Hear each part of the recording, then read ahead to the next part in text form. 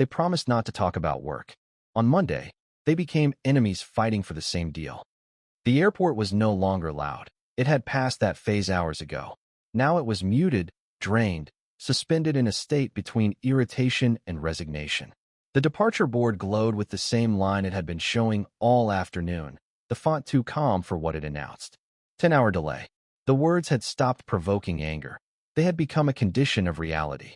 Veronika had claimed a seat near a charging station early, the kind of tactical decision that revealed habit. Her blazer was folded with care, edges aligned, placed on top of her carry-on like a boundary marker. Shoes off, feet tucked beneath the chair.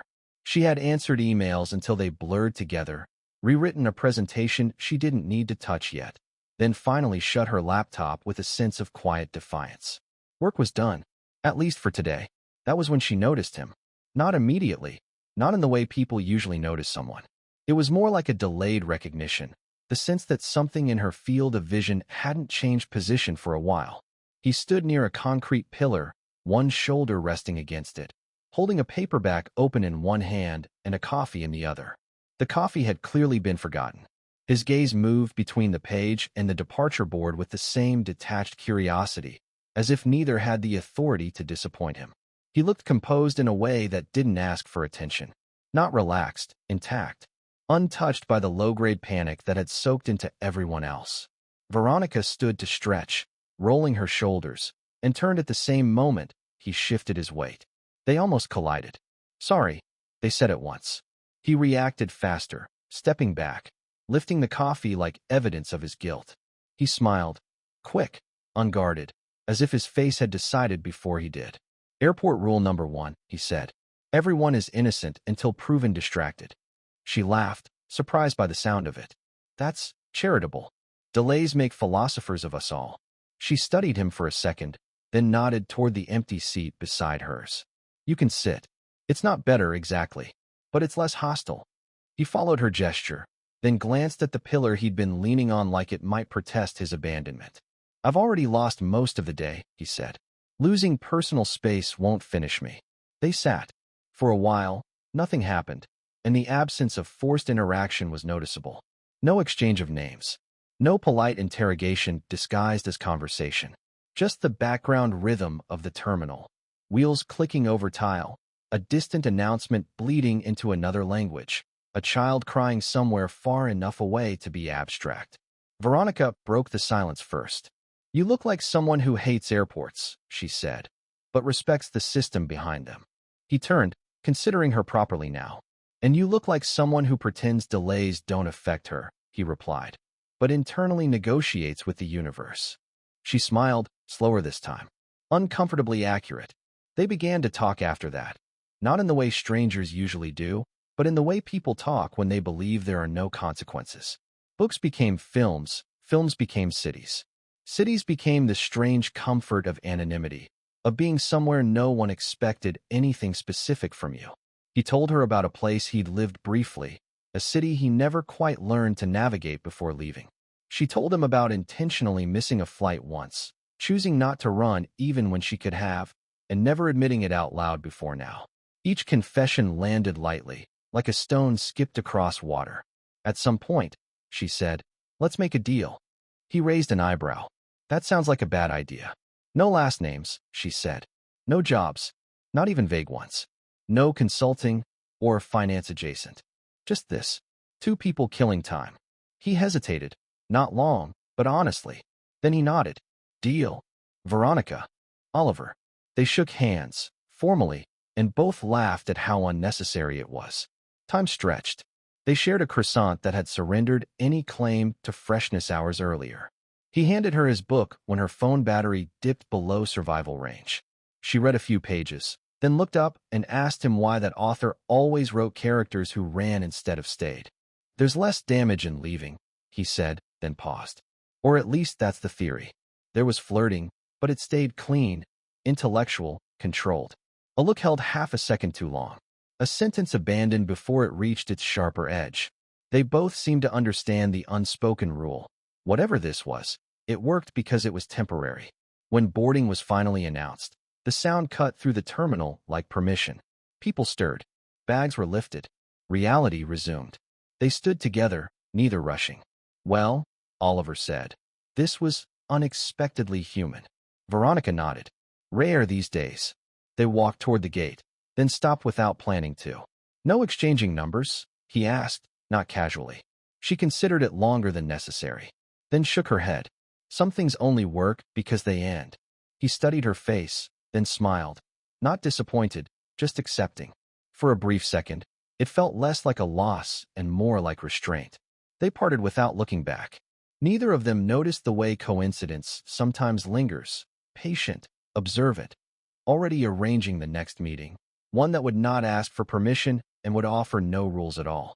Monday mornings had a particular cruelty, not dramatic, not loud, just efficient.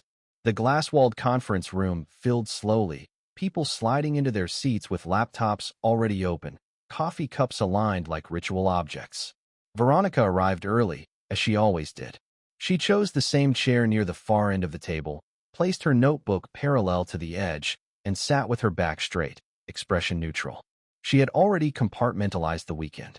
The airport, the delay, Oliver, filed away under things that happened but didn't continue. She hadn't thought about him once on Sunday, not consciously, at least. By Monday morning, he existed only as a faint afterimage of an unusually pleasant interruption. Mark entered last. He didn't hurry. He never did. His presence carried weight not because he raised his voice, but because he didn't need to. He placed his phone face down on the table, glanced around the room, and waited until the quiet settled into something sharper. "Let's begin," he said. The meeting moved fast at first. Numbers, projections, timelines. Veronika spoke when needed, concise and precise, her voice steady. Mark listened without reacting, the way he always did when he was measuring something rather than evaluating it. Then he leaned back slightly and clasped his hands. "We're moving to the final phase of the tender," he said, "which means transparency." A pause. Deliberate. "Our primary competitor has agreed to present their revised strategy today." Veronika didn't react. She was already adjusting mentally, slotting in hypothetical risks, familiar names, familiar faces. "Their lead," Mark continued, "will walk us through it himself." The door opened behind her. She knew before she turned. There are moments when recognition bypasses logic entirely, when the body understands something the mind hasn't caught up with yet. Her spine tightened. Her breath stalled halfway in. Oliver stepped into the room. Not airport Oliver. Not paperback and cold coffee Oliver. This Oliver wore a dark suit that fit too well to be accidental. His posture was controlled, his expression composed in a way that bordered on unreadable. He scanned the room professionally, and then his eyes found hers. The flicker was brief. Almost nothing, but it was there. Veronika felt the impact like a physical shift in pressure. Her face didn't change. Years of discipline held. She gave him the same look she would give any external presenter, cool, assessing, distant. If he was shocked, he didn't show it. "Oliver Reed," Mark said, watching closely now. "Thank you for coming." Oliver nodded once. "Thank you for having me." He took his place at the front of the room, connecting his laptop with steady hands. Veronika forced herself to focus on the table in front of her, on the grain of the wood, on the sound of her own breathing. She did not look at him again. She refused to give the moment oxygen. He began to speak. His voice was the same, calm, articulate, but now it carried authority. He moved through slides with confidence, outlining strategy, efficiencies, projected margins. It was impressive. Worse, it was familiar. The same clarity he'd had at the airport, now sharpened into something competitive.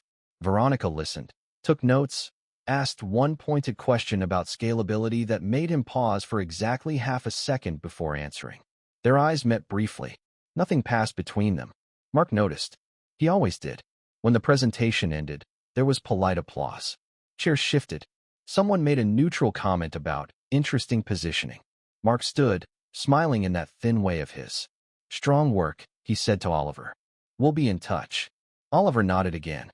Professional. Contained. As people filtered out, Veronika gathered her things with controlled movements. She felt exposed, as if the room had tilted slightly and everyone else could tell. She stood, ready to leave, when Mark's voice stopped her. "Veronika." A word. The door closed behind them with a soft click that sounded louder than it should have. Mark leaned against the table, arms crossed. You know him? It wasn't a question. No, she said calmly. Too quickly. I don't. Mark watched her for a moment, eyes sharp. Interesting, he said. Because when he saw you, he almost forgot where he was. Her pulse spiked, but her face remained still. I didn't notice. You wouldn't, Mark said lightly. You're very good at not noticing things when it suits you. Silence stretched. He stepped closer, just enough to invade space without touching. I don't care how, he said quietly. But if there's a weakness there, I expect to know about it. There isn't, she replied. Mark smiled, satisfied not by her answer, but by something else entirely. We'll see. She left the room with her shoulders squared, her steps measured. Down the hall, Oliver stood near the elevators, phone in hand. When he looked up and saw her, relief flickered, then vanished as she walked past him without slowing. Cold, controlled, public. The doors closed between them. Inside the elevator, Oliver exhaled for the first time since walking into the building.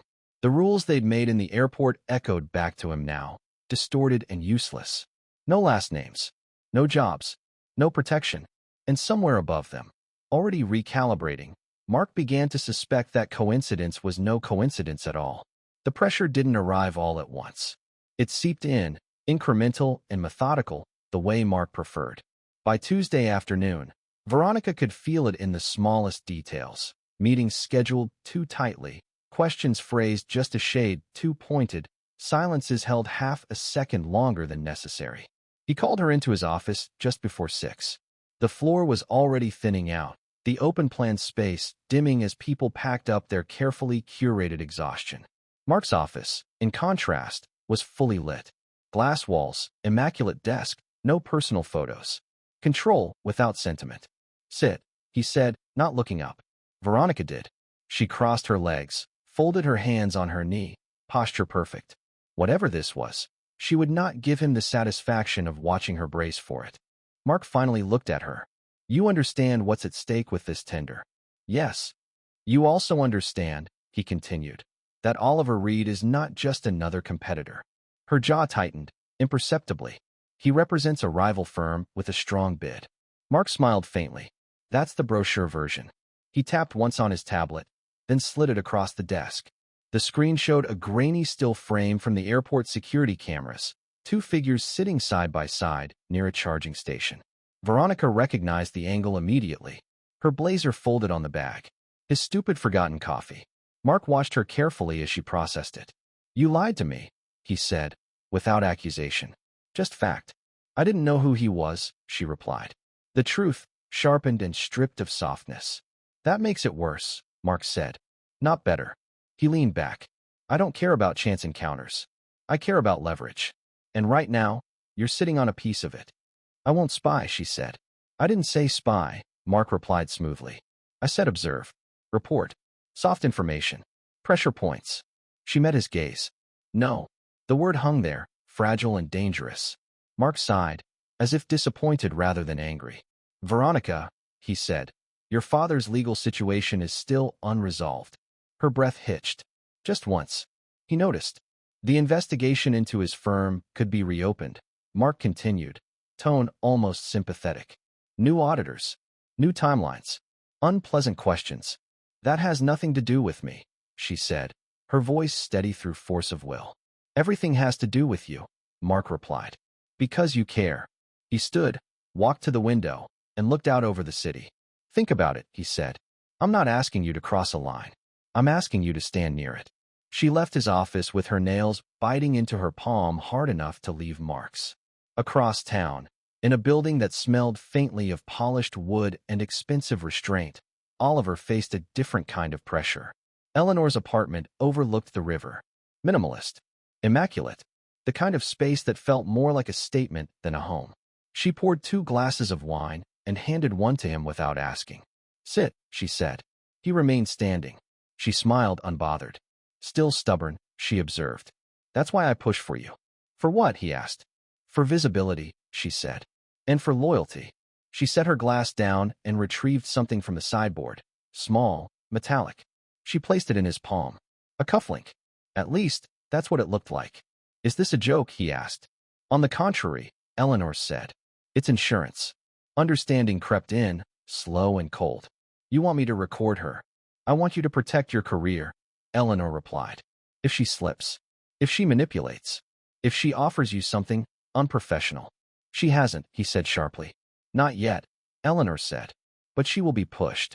People always are. He closed his fingers around the object, feeling its weight. This is wrong. So is losing, Eleanor said calmly. And you lose this Tinder, Oliver. You lose more than prestige. You lose relevance. He looked at her, finally seeing the calculation behind the mentorship. You'd destroy me to win. She smiled thinly. I'd let you destroy yourself by refusing to adapt. He left with the cufflink burning in his pocket. That night, neither of them slept. Veronika stared at the ceiling, replaying Mark's words until they lost meaning. Oliver sat on the edge of his bed, turning the cufflink over and over in his hand, imagining the sound of a click he hadn't yet heard. They both understood the same thing, separately and clearly. Whatever had started in the airport was no longer innocent. And whatever came next would demand a choice that would stain something permanently, whether they wanted it to or not. The park was quiet in the way cities rarely were, not empty, but subdued, as if sound itself had agreed to lower its voice. Late afternoon light filtered through bare branches, scattering shadows across the gravel paths. Veronika arrived first, phone powered off, tucked deep into her bag. She chose a bench facing the pond, where reflections broke apart with every small ripple. She hadn't suggested the meeting lightly. The message had been short, careful, sent from a burner email Mark didn't know existed. No phones. Public place. 30 minutes. Oliver appeared a few minutes later, scanning the park with a restrained wariness that vanished the moment he saw her. He stopped at a respectful distance. No devices? He asked. She nodded and gestured to the bench. None. He powered his phone down in front of her, deliberate, then slid it into his coat pocket. She mirrored the motion. The symmetry steadied them both. For a moment, neither spoke. The air between them felt charged, heavy with everything they'd carefully avoided saying since Monday. They know, Oliver said finally.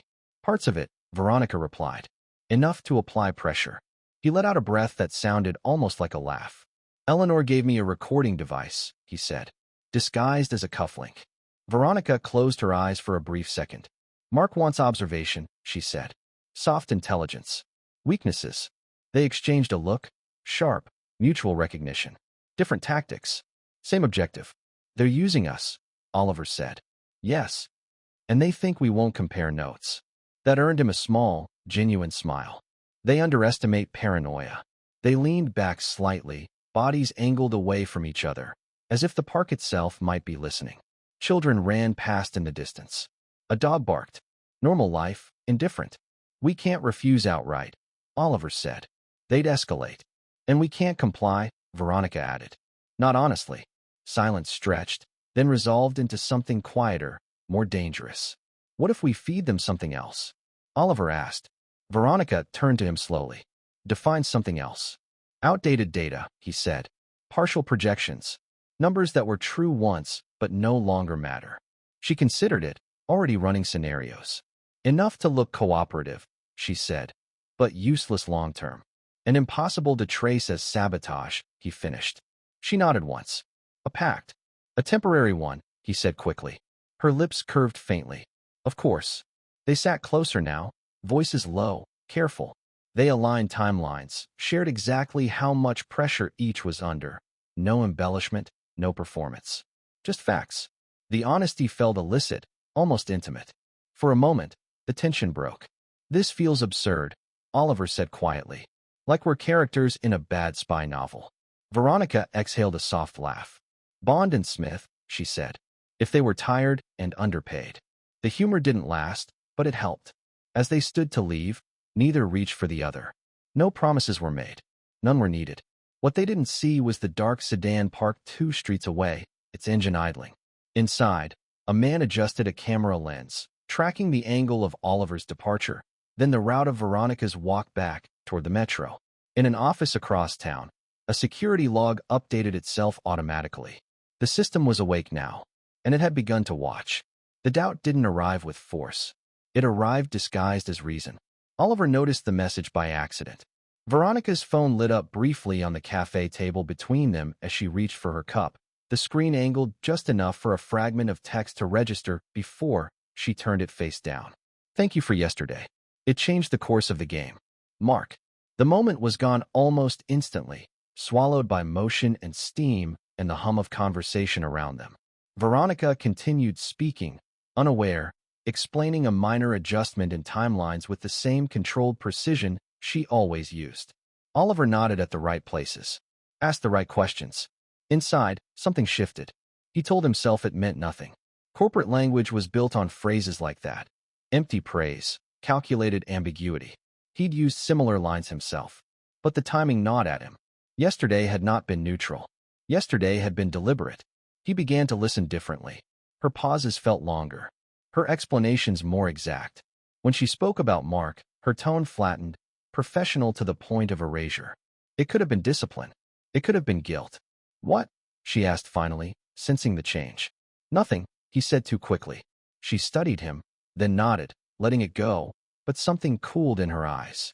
She leaned back, arms crossing lightly, posture closing without conscious intent. Later that night, Oliver replayed the message in his head until it detached from context and became accusation. What if she's managing both sides? What if the pact was just leverage? Mark's voice, calm and insinuating, echoed from memory.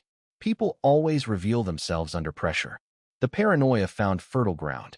The next morning, Veronica noticed the shift immediately.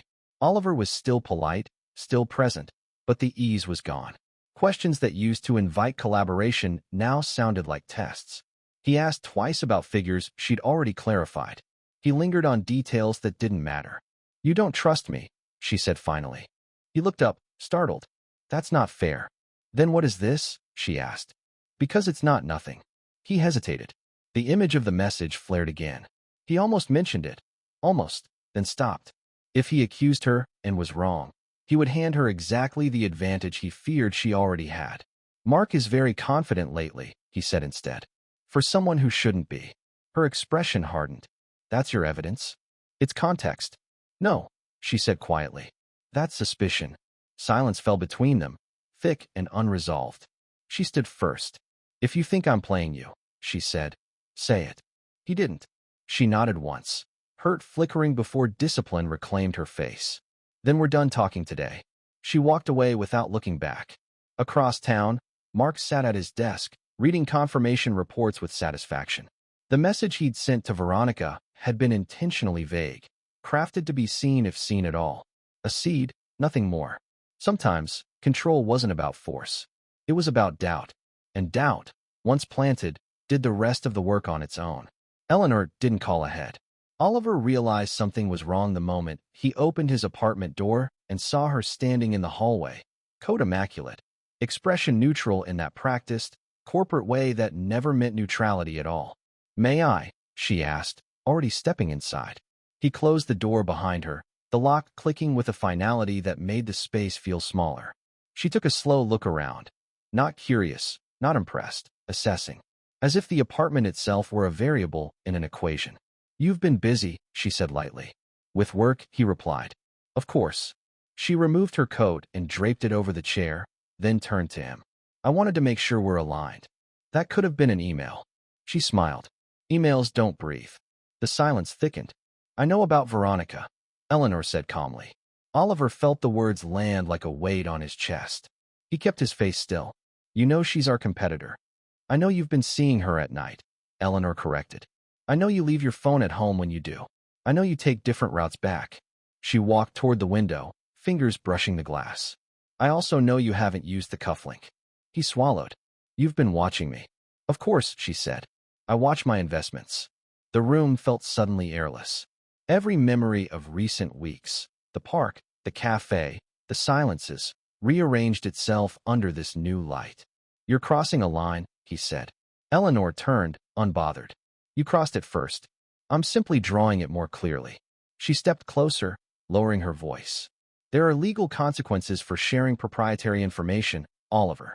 Severe ones. And intent doesn't matter. You'd sue me, he said. Not a question. I'd protect the company, she replied. You'd be collateral. The word lingered. She softened her tone. just enough to sound reasonable. This doesn't have to get messy. All you have to do is stop improvising. He looked at her, finally understanding the structure he'd been operating inside all along. Mentorship had been permission. Freedom had been conditional. After she left, the apartment felt contaminated. Oliver sat on the edge of his bed, hands clasped, breathing shallow. Every moment he'd spent with Veronika now felt radioactive. Not because of her, but because of the net tightening around them both. Across the city, Veronika felt the same pressure closing in from another direction. Mark's requests escalated. No more soft questions. No more hypothetical curiosity. I need specifics, he said during a late meeting, voice low. Numbers. Final numbers. I don't have access to those, she replied. You could, Mark said, if you wanted to. She met his gaze. I don't. He leaned forward. Be careful. You're running out of room to disappoint me. The implication was clear. The leash was shortening. That night, Veronika and Oliver sat together in silence, backs against opposite walls of a nearly empty underground station. They hadn't planned to meet. It had happened out of necessity, like gravity pulling two objects together. Every minute with you feels illegal now, Oliver said quietly. Veronika closed her eyes. Same. They didn't touch. They didn't look at each other for a long time. The danger wasn't abstract anymore. It had names, addresses, legal language. Whatever this was between them, it was now officially a liability. And liabilities, they both knew, were never tolerated for long. The final stage of the tender arrived without ceremony. No dramatic announcement, no countdown, just a calendar invite that landed in Veronika's inbox like a verdict. 2 hours. Closed room. Final figures. Mark summoned her 15 minutes before. His office blinds were half drawn, the city sliced into pale horizontal lines behind him. He didn't ask her to sit this time. He didn't need to. We're outpaced, he said, looking at a document she couldn't see. By a margin that shouldn't exist. Veronika said nothing. Mark finally looked up. His expression wasn't angry. It was focused, the look he wore when leverage was about to be applied. I need Oliver Reed's final number, he said. The exact figure. I don't have it. You know where to find it. No, she replied evenly. I don't. Mark stood. Slowly. He walked around the desk, stopping an arm's length away.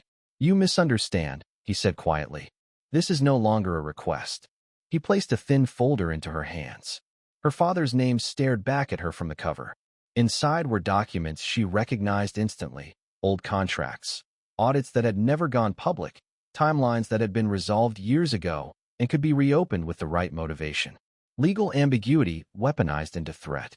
If this tender goes our way, Mark said, these remain buried. If it doesn't, journalists love stories about integrity collapsing late in life. Her chest tightened, breath shallow but controlled. You're blackmailing me. Mark smiled faintly. I'm aligning incentives. Silence stretched. The kind that demanded surrender. I need the number by tonight, he added. Or this becomes very public. She left his office on instinct, not memory. The hallway felt longer than usual, the walls closer. Every step carried weight. By the time she reached the lobby, her hands were shaking.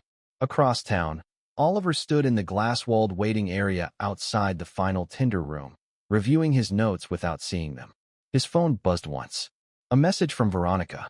We need to talk. Now. He looked up just as Mark appeared beside her near the elevators. Too close. Too controlled. Mark said something quietly. Veronika nodded once, rigid. Oliver felt something fracture inside him. So that's it, he thought. She chose. The meeting began. Oliver presented last. His voice was steady, his posture perfect. The numbers appeared on the screen, projections he knew better than anyone else in the room. Figures he had refined, defended, believed in. Across the table, Veronika sat perfectly still, eyes fixed on the screen. She didn't look at him. Couldn't. Mark watched them both. Oliver understood then. Not logically, emotionally. The weeks of doubt, the silence, the message he'd seen, Eleanor's warnings. All of it collapsed into a single, brutal narrative. She had given in. And yet, when he reached the final slide, something shifted. He adjusted a figure. Not visibly wrong. Not sloppy. Just enough. A margin recalculated. A dependency understated. A risk profile nudged out of alignment. Anyone glancing would miss it. Anyone building a decision on it would not.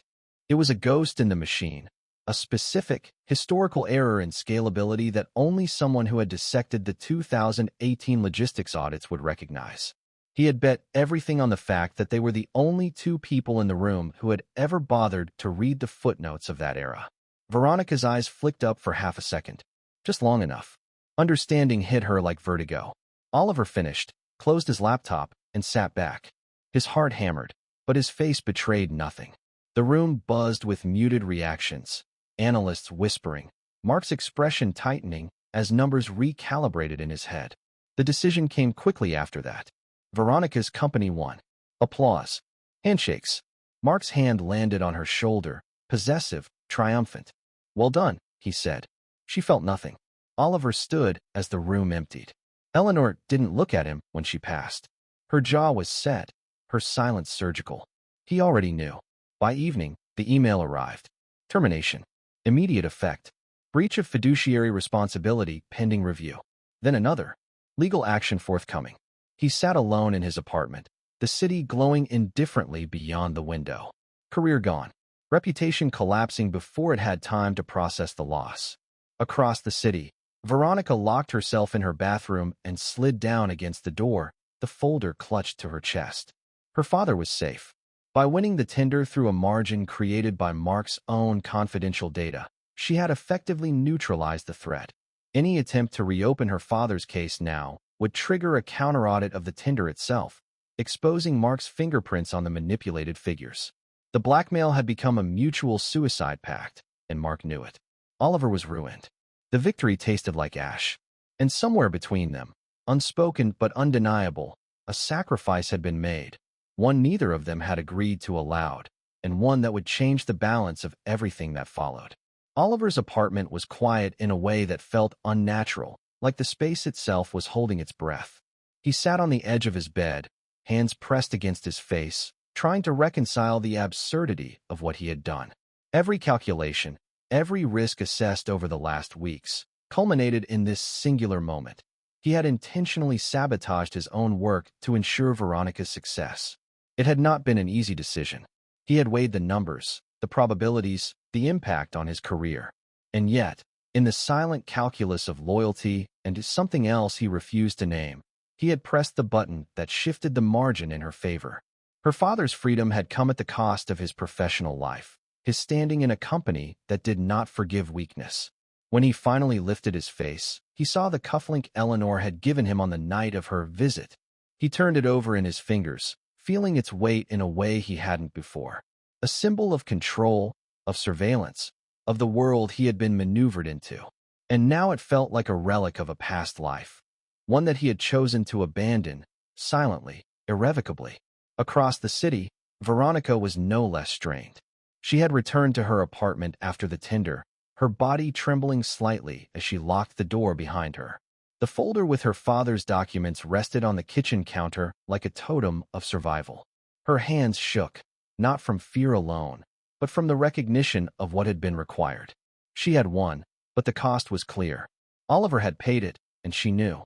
She couldn't unsee the sacrifice, couldn't ignore the absence that his loss created in the space between them. That night, when the city's lights reflected in the window panes like scattered fragments of a distant world, their thoughts were aligned even as miles and walls separated them. Each understood the other's burden without speaking a word.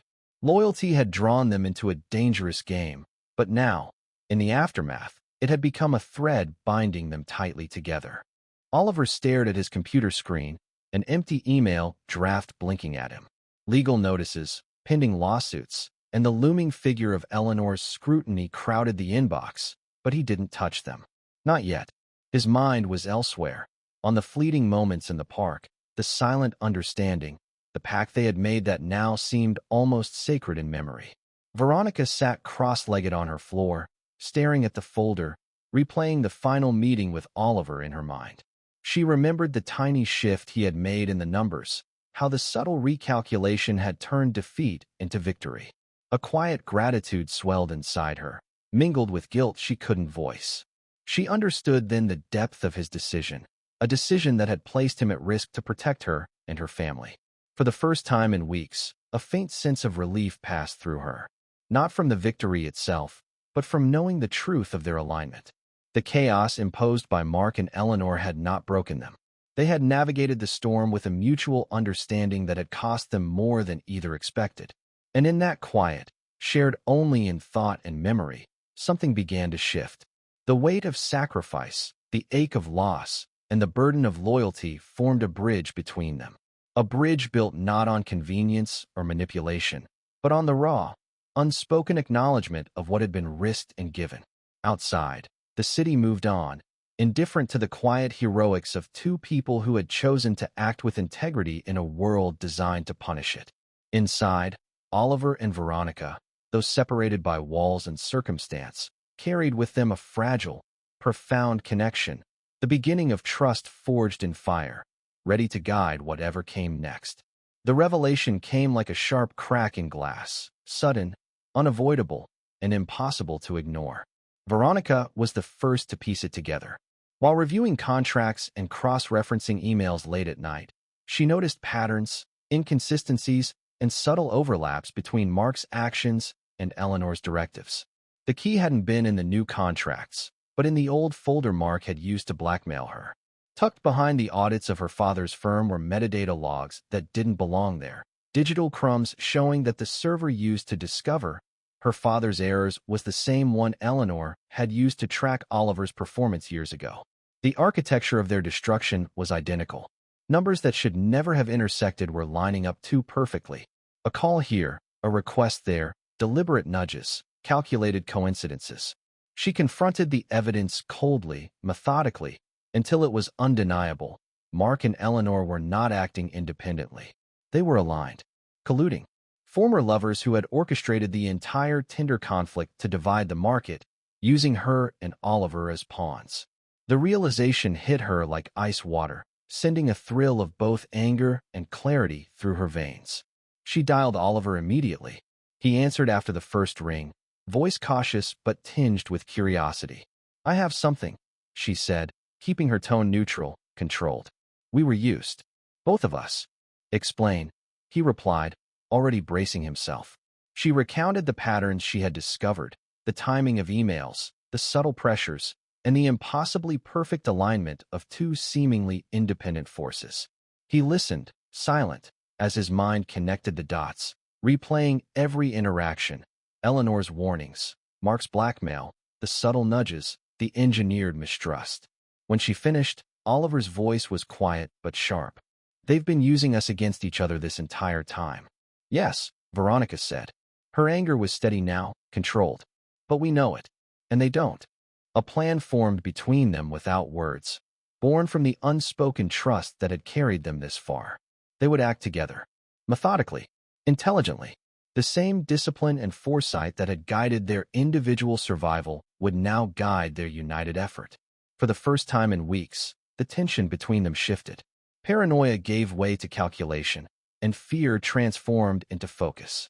They would exploit the very mechanisms of control that Mark and Eleanor had used against them. Surveillance, legal threats, misdirection, all of it would be turned back on its originators. Oliver reviewed the Tinder documents again, looking not for numbers this time, but for leverage, inconsistencies, hidden clauses, legal openings. Veronika cross-referenced her father's files, marking connections that would expose the orchestration of events. They worked side by side, in constant silent communication, aware of every nuance. Eyes met briefly, no words were needed. The trust between them, forged in moments of danger and sacrifice, was unbreakable now. By the early morning, a dossier was compiled, meticulous, irrefutable, damning. It documented the coordinated efforts of Mark and Eleanor, highlighting every act of manipulation, every calculated move designed to corner them. The evidence was complete, undeniable, and actionable. As they prepared to release it, Veronika allowed herself a small, rare smile. "We're a team again," she said softly. Oliver nodded, feeling the weight of weeks lift slightly. "And this time," he said, "we play by our rules." Outside, the city moved as always, unaware that two people who had been pawns in a dangerous game were now the ones holding all the cards. The balance had shifted, and for the first time, the outcome was theirs to control. The morning light spilled through the blinds, pale and unassuming, yet charged with the quiet electricity of change. Oliver and Veronika met at a small, unremarkable cafe.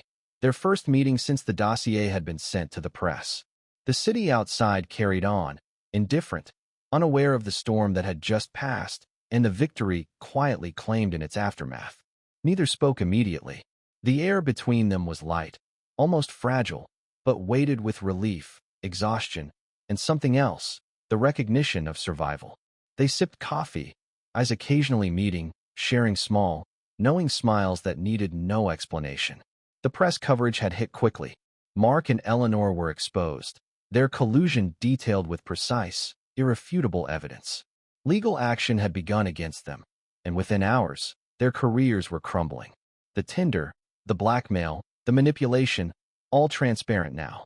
The power they had wielded so arrogantly was gone, dismantled by the two people they had underestimated the entire time. Oliver leaned back in his chair, finally allowing himself a quiet exhale. "We're free," he said, almost as if testing the words for weight. Veronika nodded, a small smile tugging at her lips. "Yes, free. Though, I suppose, unemployed as well." He chuckled softly, shaking his head. "But together." She looked at him, warmth in her eyes, the kind that had been rare and fleeting throughout the weeks of danger and deception. "Together," she confirmed. They spoke then of possibilities, small at first, grounded in pragmatism rather than fantasy. A modest consulting firm, a boutique advisory service, something they could build without the looming shadows of corporate predators. The conversation flowed naturally, effortlessly, as if the weeks of tension and fear had been preparing them for exactly this: trust, alignment, and the freedom to decide their own path. For the first time in weeks, Oliver allowed himself to laugh openly. Veronika joined in, the sound blending with the hum of the cafe, ordinary and yet extraordinary after the chaos they had endured. They walked out together, side by side, carrying nothing but the lessons learned and the quiet satisfaction of justice served. The city spread before them, streets, people, opportunity, indifferent but full of promise. As they passed the river, Veronika glanced at Oliver. "Do you ever think about how it all began?" He smiled faintly. 10 hours in an airport. A delay that should have been meaningless. She laughed softly, shaking her head. And yet, it changed everything. He reached for her hand, tentative at first, then firm. "Everything," he agreed. The evidence, the danger, the sacrifice, it was all behind them now. Ahead was clarity, partnership, and life unburdened by secrets. The city's pulse became theirs, not against them. And for the first time in a long time, both felt a sense of unshakable alignment. They stepped into the sunlight together, the reflections on the water glittering like promise. Whatever came next, they faced it as a team, free, equal, and profoundly aware of the rare connection that had carried them through fire and back again. And in that simple, unspoken moment, the story that had begun with chance and coincidence found its resolution. Oliver and Veronika, bound not by circumstance but by choice, ready to start the next chapter on their own terms. Thank you for listening to the story. Write your thoughts in the comments.